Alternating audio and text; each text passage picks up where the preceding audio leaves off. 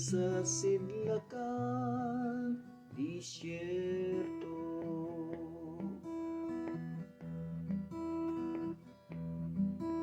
Baltasar, Gaspar ug Melchor,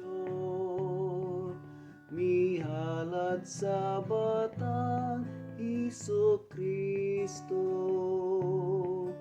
bulawan insenso ug mira.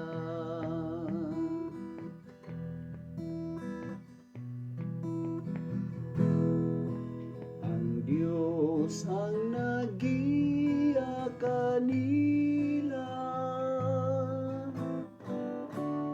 pinaagi sa bituon, nga mao'y iwag kanila sa gabiing mangitngit.